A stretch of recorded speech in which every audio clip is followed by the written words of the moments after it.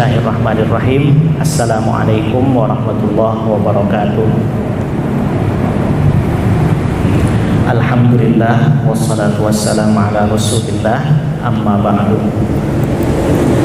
Sebelum mengawali kajian pada sore hari ini, alangkah baiknya kita terlebih dahulu membaca Al-Fatihah bersama-sama agar kita bisa mendapatkan barokah ya, dari bacaan Al-Quran, khususnya surah Al-Fatihah tersebut, dan juga semoga apa yang kita pelajari pada hari ini maupun di kesempatan-kesempatan yang lain bisa bermanfaat dunia akhirat.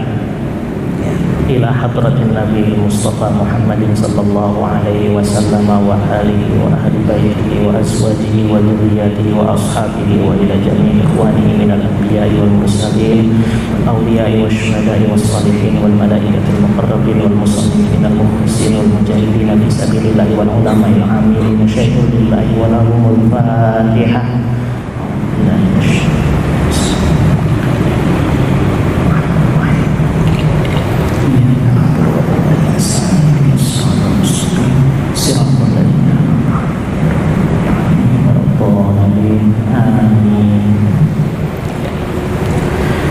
Hadirin hadirat sekalian yang berbahagia, alhamdulillah kita bisa bertemu dalam acara kajian menjelang buka puasa pada hari ini. Sebagaimana tadi yang disampaikan oleh saudara pembawa acara, insya Allah kita akan membahas sekilas. Saya katakan sekilas karena memang tidak banyak. Kita akan membahas sekilas tentang tafsir ayat puasa. Ya, sebagaimana yang kita ketahui dalam Al-Quran, ayat puasa itu dan segala pernak-pernik yang terkait puasa itu dimuat dalam surah Al-Baqarah ayat 183 sampai dengan 187. Ya, mudah-mudahan di pertemuan yang singkat ini nanti kita bisa menyelesaikan ayat yang 183 ataupun paling tidak kalau waktu tidak cukup berarti kita menyelesaikan separuh dari ayat tersebut dan akan disambung di pertemuan berikutnya. Mudah-mudahan paling tidak ada dua lah, ayat 183 dan 184 ya, selama total nanti dari sekian pertemuan bersama kami dalam mempelajari bersama ayat puasa. Sebelum kita masuk ke tafsir ayat puasa yang kami maksudkan, kami akan berikan gambaran umum dulu tentang buku yang dijadikan acuan utama dalam kajian ini. Bukunya yaitu Tafsir Ayatus Siyam, ya, judulnya ini. Di sini disebutkan ada dirasah fiqhiyah, dirasah bayaniyah fiqhiyah. Dirasah bayaniyah fiqhiyah itu yaitu kajian fikih pragmatik, kurang lebih seperti itu. Jadi fikihnya itu difokuskan pada analisa pilihan kata yang ada dalam ayat dan struktur, ya, susunan kalimatnya itu seperti apa, memunculkan makna apa, dan bagaimana kita harus memahaminya. Buku ini dikarang oleh Samiwadi Abdul Fattah Al-Qadumi. Beliau adalah seorang ulama di Yordania sana.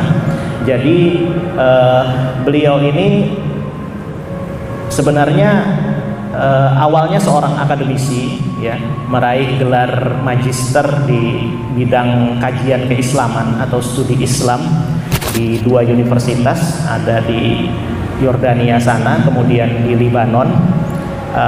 Namun dalam perjalanan karirnya beliau lebih memilih untuk berdakwah secara lepas, jadi tidak terikat dengan hal-hal akademis. Mengapa beliau memilih untuk berdakwah secara lepas? Karena beliau punya visi, ya, untuk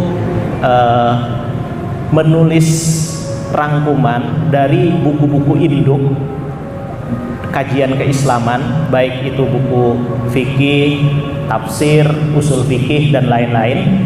Beliau punya misi seperti itu. Terus rangkuman itu nanti disederhanakan.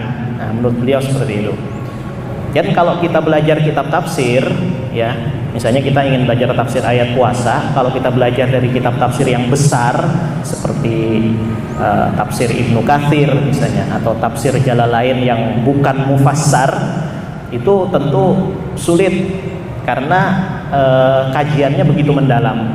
Nah, beliau punya misi semacam itu, menyederhanakan bagaimana karya-karya besar itu bisa dirangkum, disederhanakan dan dibaca oleh masyarakat awam. Ya, meskipun kalau kita membaca karya yang disederhanakan itu belum cukup, namun itu merupakan sebuah langkah awal yang baik untuk mempelajari agama Islam. Oke, itu sekilas tentang buku dan tentang pengarang. Ya, untuk kontak-kontakan dengan pengarang, ya, karena beliau ini termasuk orang yang kontemporer, Anda bisa menghubungi beliau melalui email yang tercantum sebagaimana tampak di layar. Ya, beliau juga kadang-kadang, saya katakan kadang-kadang karena tidak selalu, kadang-kadang mengelola blog beliau. Namun buku-buku yang dimuat di blog itu tidak sebanyak yang tersebar dan bisa ditelusuri secara mandiri.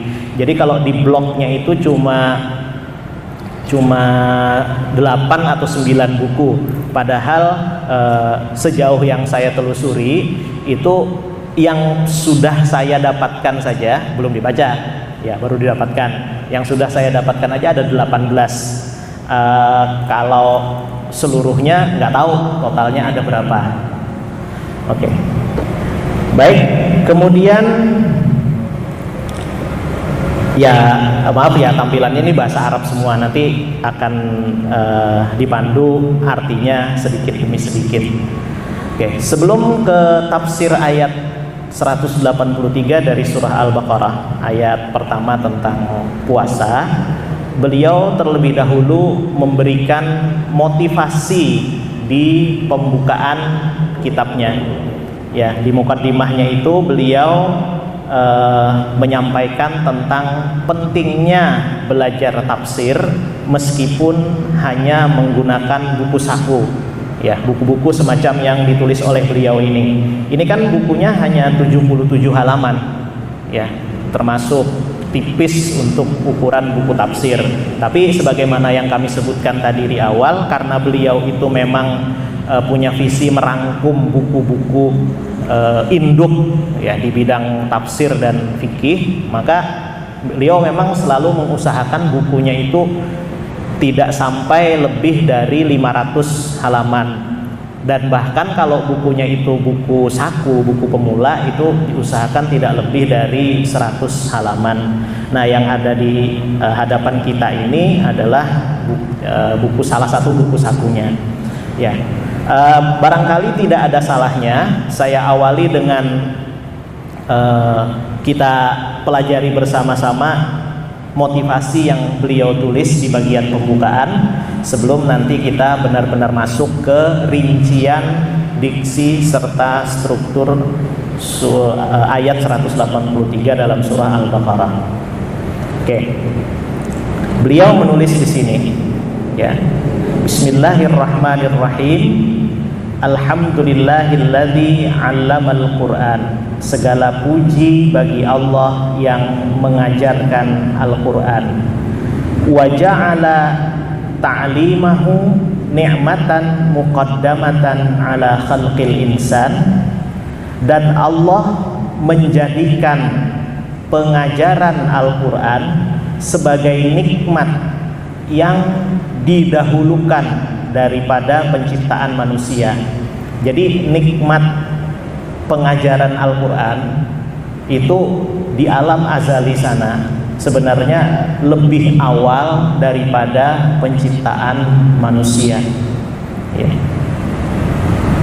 Wa muqaddamatan ala ta'limil bayan, dan nikmat pengajaran Al-Quran itu juga sudah lebih dahulu ada daripada pengajaran atau penjelasan hal-hal yang lain, ilmu pengetahuan manusia. Jadi dibuktikan ucapan ini dengan dalil dari surah Ar-Rahman, sebagaimana yang bisa kita baca di sini. Ar-Rahman 'allamal Qur'an khalaqal insan 'allamahul bayan. Nah, 'allamal Qur'an ini lebih dahulu disebutkan dalam ayat tersebut daripada khalaqal insan dan 'allamahul bayan. Kan kalau diartikan Ar-Rahman, Allah yang Maha Pengasih. 'Allamal Qur'an, dialah yang mengajarkan Al-Quran. Khalaqal insan, dialah Allah yang menciptakan manusia. 'Allamahul bayan, dialah Allah yang mengajarkan pengetahuan kepada manusia. Surah Ar-Rahman ayat 1 sampai 4. Dalam surah Ar-Rahman disebutkan bahwa pengajaran Al-Quran atau Allah pada hakikatnya mengajarkan Al-Quran itu lebih dahulu daripada Allah mengajarkan manusia. Ya tentu saja Al-Qurannya adalah Al-Quran yang ada di Lauh Mahfuz sana, itu yang dimaksud, ya, bukan Al-Quran sebagaimana yang dicetak yang kita baca sekarang ini. Karena kalau Al-Quran yang kita baca sekarang ini kan sebenarnya dibukukan, ya, itu pada zaman Khalifah Abu Bakar dan diseragamkan pada zaman Khalifah Utsman. Ya, selamat datang Pak. Saya lanjutkan. Kemudian pengarang mengatakan wassalatu wassalamu ala rasulillahil hadi ila sabilil iman wa ala alihi wa sahbihi ahlil Quran. Salawat dan salam semoga terlimpah kepada Rasulullah yang telah menunjukkan kita semua jalan keimanan, ya, yang telah membawa kita kepada jalan keimanan. Wa ala alihi wa sahbihi wa ahlil Quran, dan semoga salawat dan salam yang sama juga tercurah kepada keluarga beliau, keluarga Rasulullah, sahabat-sahabat beliau, dan ini disebutkan ahlil Quran, ya, orang yang mengakrabkan diri dengan Al-Quran, atau orang, kalau bahasa anak-anak sekarang itu orang yang berinteraksi secara intens dengan Al-Quran, ya. Bagaimana berinteraksi dengan intens, cara berinteraksi secara intens dengan Al-Quran, ya, tentu saja diawali dengan membacanya, ya. Kita bisa tengok sendirilah ke dalam diri kita masing-masing. Kita itu baca Al-Quran berapa lama dalam sehari secara rutin, khususnya di luar Ramadan. Kalau di dalam bulan Ramadan kan mungkin motivasinya banyak, ya, tapi kalau di luar Ramadan, ya, tentu situasinya berbeda. Muqaddimah ini ditutup oleh beliau dengan doa, Allahumma adkhilna fi zumratihim ya Rahim ya Rahman. Ya Allah, masukkanlah kami semua dalam kelompok mereka, kelompok Ahlul Quran, kelompok orang-orang yang akrab dengan Al-Quran. Wahai Allah yang Maha Penyayang dan Maha Pengasih. Selanjutnya, ya, amma ba'du, kemudian daripada itu, selanjutnya beliau menceritakan, si pengarang menceritakan tentang cinta Nabi Muhammad kepada Abdullah bin Abbas. Abdullah bin Abbas ini adalah sepupu Nabi Muhammad, ya, sepupu dua kali. Jadi Abdul Muthalib itu punya anak, ya, konon anaknya itu kan banyak, ya. Ada riwayat yang mengatakan 18, ada yang mengatakan itu 12, ada yang mengatakan 9, ada yang mengatakan 6, berbeda-beda riwayatnya. Tapi yang jelas anaknya itu banyak, ya. Nah, Abdul Muthalib itu di antara anaknya itu adalah Abdullah dan Abbas. Nah itu, jadi Abdullah dan Abbas ini bersaudara. Terus Yang Abdullah kan adalah ayahanda Rasulullah. Sementara Abbas adalah ayahanda dari Abdullah bin Abbas, sepupu Rasulullah. Jadi namanya sama-sama Abdullah, cuman yang satu kan Abdullah bin Abdul Muthalib, ayahanda Rasulullah. Kalau sepupu beliau Abdullah bin Abbas. Nah, tapi meskipun sepupuan, jarak usianya lumayan jauh, ya, antara 49 sampai 50 tahun. Jaraknya seperti itu dalam riwayat yang masyhur. Ada riwayat yang mengatakan jarak usianya 40 tahun, ya, tapi masih kalah masyhur dengan riwayat yang mengatakan usianya itu selisih 49 sampai 50 tahun. Oke. Pengarang menceritakan cinta Rasulullah kepada Abdullah bin Abbas. Beliau mengatakan, falamma ahabban nabiyyu alaihi salatu wassalam Abdullah bin Abbas al-mahabbatal balighah. Ya. Rasulullah sallallahu alaihi wasallam mencintai Abdullah bin Abbas dengan cinta yang sangat-sangat besar. Dalam bahasa Arab, mubalaghah itu kalau ibarat kalau perumpamaan dalam bahasa Indonesia itu ibaratnya pleonasme kayak gitu. Jadi untuk menunjukkan sangat-sangat besar. Nah, jadi al-mahabbah al-mubalaghah sini adalah cinta yang sangat-sangat besar. Wallati dafa'athu ila an dhammahu ila sadrihi. Cinta yang sangat besar itulah yang dafa'athu, menyebabkan Rasulullah ila an dhammahu, sering memeluk Abdullah bin Abbas ila sadrihi, ke dadanya. Ya, namanya selisihnya jauh, jadi seperti anaknya. Nah, karena seperti anaknya, maka Rasulullah sering sekali mendekap Abdullah bin Abbas. Ya. Kemudian di saat mendekap itu, da'alahu bibalighid du'ai wa a'zamihi. Rasulullah mendoakan Abdullah bin Abbas dengan doa yang sangat baik dan sangat agung. Rasulullah mendoakan Abdullah bin Abbas dengan doa yang sangat baik dan sangat agung. Wa talaba lahu kamalal khairi wa akmalihi, dan meminta kepada Allah agar Abdullah bin Abbas diberikan kebaikan yang sempurna oleh Allah. Ya, jadi dalam sejarah disebutkan bahwa Abdullah bin Abbas ini dari kecil memang menunjukkan kecerdasan.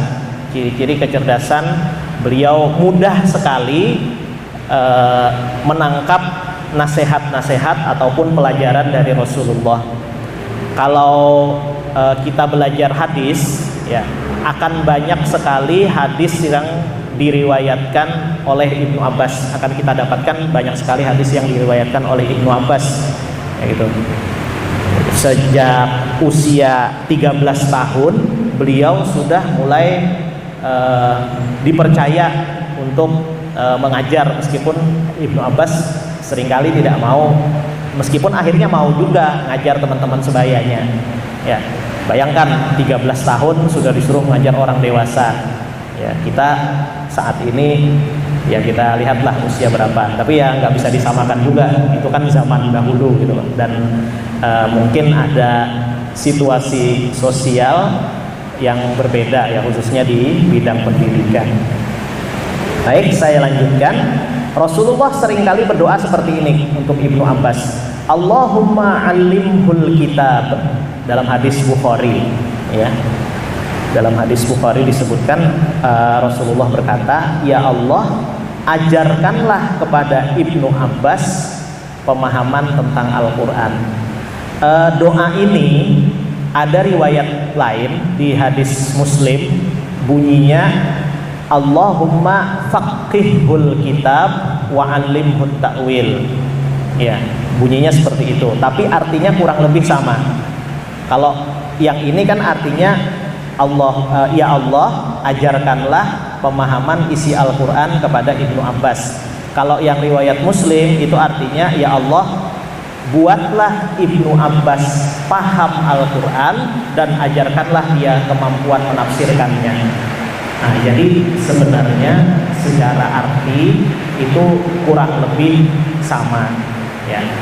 Dan doa ini konon diulang-ulang oleh Rasulullah sampai lebih dari 10 kali sehari, setiap kali beliau bercengkrama dengan Ibnu Abbas. Kan sebagaimana disebutkan di atas tadi, beliau seringkali mendekap dan menggendong Ibnu Abbas di saat kecil. Kemudian di sela-sela menggendong itu beliau tidak lupa untuk menyelipkan doa seperti ini. Nah,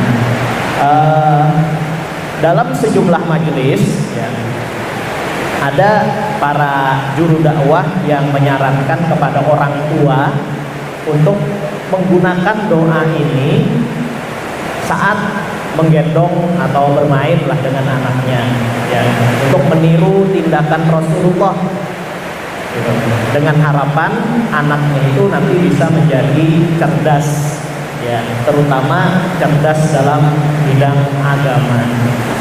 Baik, kita lanjutkan. Ini kebiasanya satu. Oke.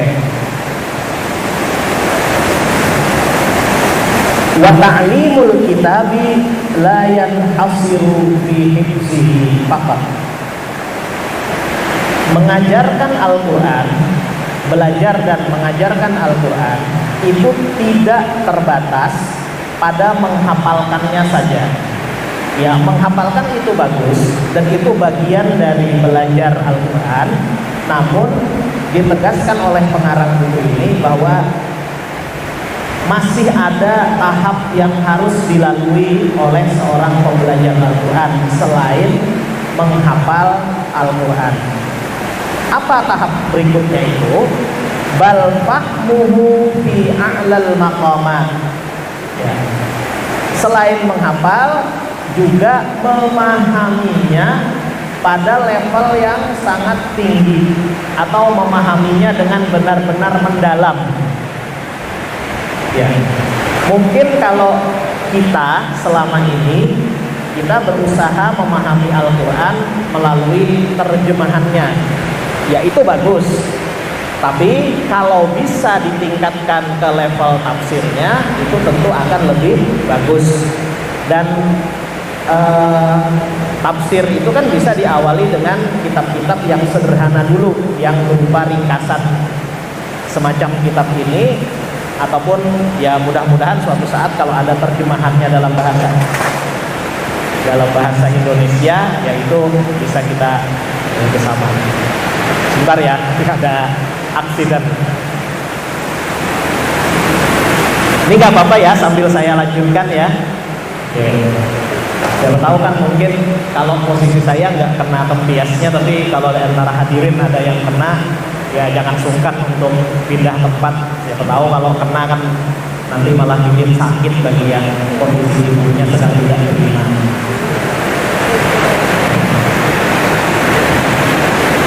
Ngomong-ngomong menyimpang dikit ya, salah satu waktu yang doa kita makbul itu adalah pada saat hujan lebat. Saya yakin hadirin-hadirat sekalian pasti sudah tahu ini.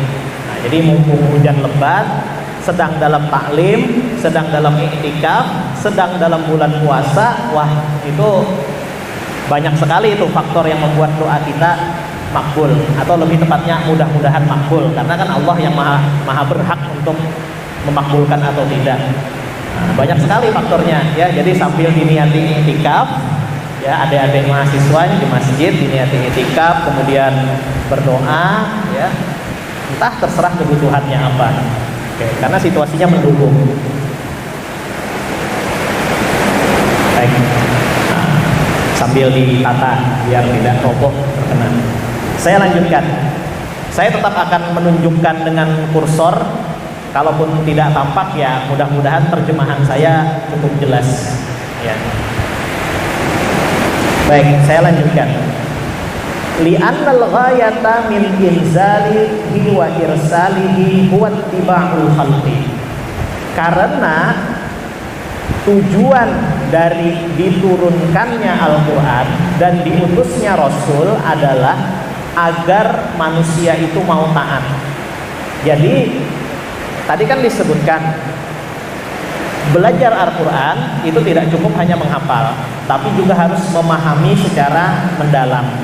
Dengan kita memahami secara mendalam, maka kita otomatis berkontribusi, ya, berkontribusi dalam tanda petik misi Allah menurunkan Al-Quran dan mengutus Rasulullah. Kan misinya tadi adalah agar manusia itu mau taat.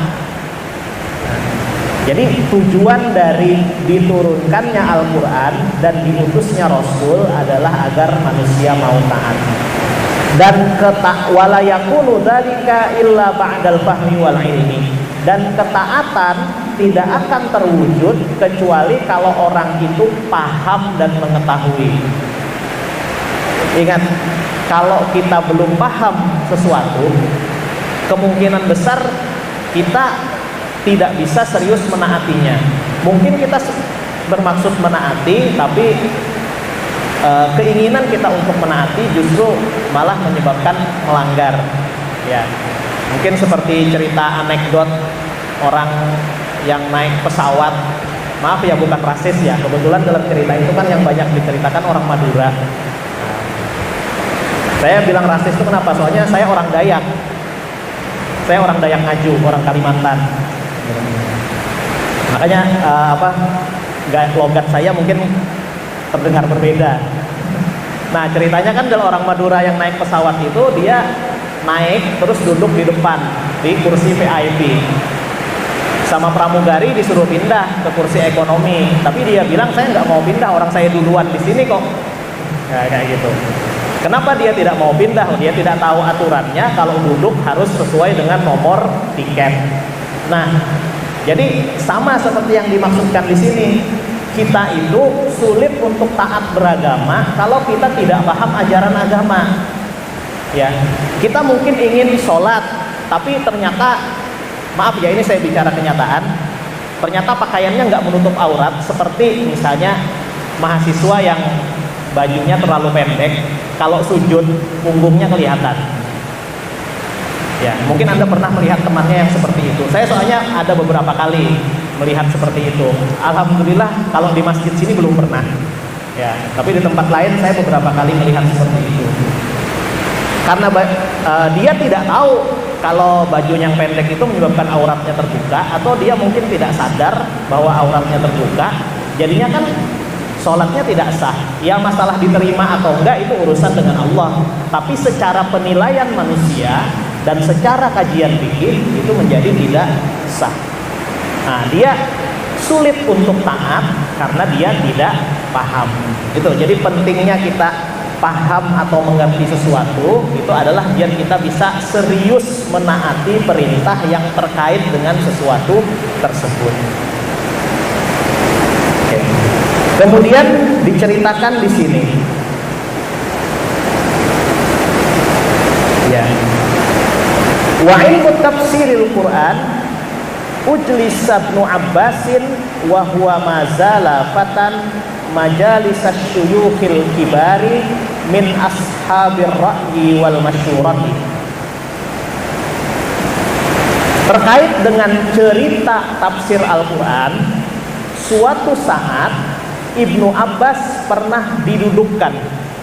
Didudukkan ini maksudnya diajak, anak kecil kan ya, anak kecil diajak, diseret ke suatu majelis, suruh duduk, sini duduk kamu, ikut sini, jangan duduk di belakang, ibaratnya kayak gitu. Ibnu Abbas didudukkan dan dia masih seorang yang sangat muda. Didudukkan, wa huwa mazala fatan, dan dia masih orang yang sangat muda. Majalis asyuyukhil kibar, dalam majlis orang-orang yang sudah dewasa dan sudah tua, min ashabir ra'yi wal masyurah, dan orang-orang yang dewasa tadi itu adalah orang-orang yang pandai, para cendekiawan, dan sering dimintai pendapat. Oke, sering dimintai pendapat dalam hal perkembangan Islam ya saat itu, entah itu pas kalau dia bidangnya tafsir ya tafsir gitu loh, kalau dia sering mendengarkan hadis Nabi ya sering tanya hadis Nabi. Jadi orang-orang dewasanya itu bukan orang sembarangan yang hanya sekedar duduk di majelis, tapi mereka itu asyuyukh al-kibar min ashabir ra'yi wal masyurah, orang dewasa yang sering dimintai pendapat dan pertimbangan dalam hal agama. Nah kemudian ini ada hadis riwayat Bukhari dan diceritakan Ibnu Abbas kondisinya ketika beliau diajak duduk dalam majelis tersebut. Fa'an Ibnu Abbasin radhiyallahu anhuma qala, dari Abdullah bin Abbas radhiyallahu anhuma dia berkata, kana Umar yudkhiluni ma'a asyyahi Badrin. Umar suatu saat memasukkan aku ke majelisnya para tetua, orang-orang yang pernah ikut serta dalam perang Badar. Ya, para tetua. Faqala ba'duhum, maka sebagian orang yang di majelis itu, para tetua itu berkata, lima tudkhilu hadzal fata ma'ana. Umar, kenapa kamu memasukkan anak muda ini bersama kami? Walana abnaun mithluhu, padahal kami itu punya anak yang usianya sama dengan dia. Ya, dia ini seusia anak kami, kenapa kamu masukkan ke majelis kami? Gitu, kata orang-orang itu. Ya, faqala, Umar menjawab, innahu mimman qad alimtum, kalian sudah tahulah siapa dia. Jadi pada saat itu kecerdasan Ibnu Abbas sudah terkenal. Jadi Umar cukup menjawab, saya memasukkan ke sini ya karena kalian sudah tahu alasan saya, tidak perlu saya jawab. Innahu mimman qad alimtum, ini adalah orang yang kalian sudah tahu siapa dia. Ya. Qala, kemudian Ibnu Abbas melanjutkan ceritanya. Fada'ahum dzata yaumin wa da'ani ma'ahum. Suatu hari Umar memanggil para tetua tersebut dan memanggilku untuk duduk bersama mereka. Qala, Ibnu Abbas masih melanjutkan ceritanya. Wa ma ru'ituhu da'ani yauma idzin illa liyuriyahum minni. Dan tidaklah Umar mengajakku pada hari itu kecuali untuk memperlihatkan siapa diriku kepada mereka, kepada para tetua. Ya. Tidak lain maksud Umar mengajakku bersama mereka pada hari itu adalah untuk memperlihatkan siapa diriku kepada mereka. Faqala, kemudian Umar berkata, ma taquluna fi idza jaa nasrullahi wal fath. Ini Umar membaca idza jaa nasrullahi wal fath surah An-Nasr sampai akhir. Setelah membaca surah An-Nasr sampai akhir itu, beliau meminta pendapat para tetua apa tafsirnya. Nah kayak gitu. Jadi Umar itu mengatakan, apa tafsir kalian terhadap ayat yang aku baca ini? Madza taquluna fi idza jaa nasrullahi wal fath, dan seterusnya hatta khatamas surah, sampai akhir surat. Ya. Sampai innahu kana tawwaba. Faqala ba'duhum, sebagian orang tua itu mengatakan, umirna an nahmadallaha wa nastaghfirahu idza nusirna wa futiha alaina. Kita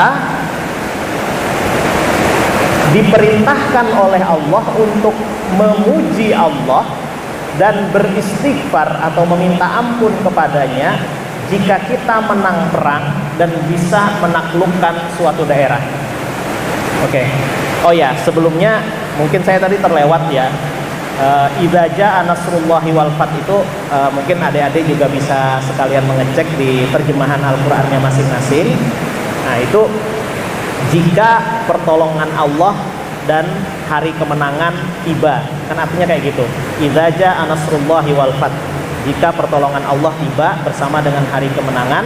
Wa ra'aitan nasa yadkhuluna fi dinillahi afwaja, dan engkau melihat orang-orang berbondong-bondong masuk kepada agama Allah. Fasabbih bihamdi rabbika wastaghfir, maka bertasbihlah dengan memuji Tuhanmu dan beristighfarlah atau meminta ampunlah. Innahu kana tawwaba, sesungguhnya Allah itu Maha menerima taubat.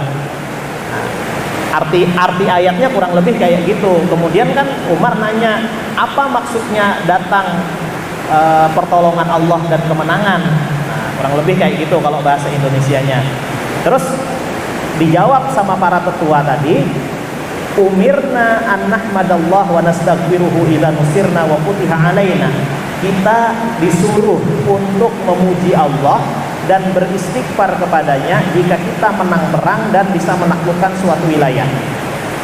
Wa qala ba'duhum la nadri. Sebagian yang lain bilang, kami nggak tahu Umar, apa artinya?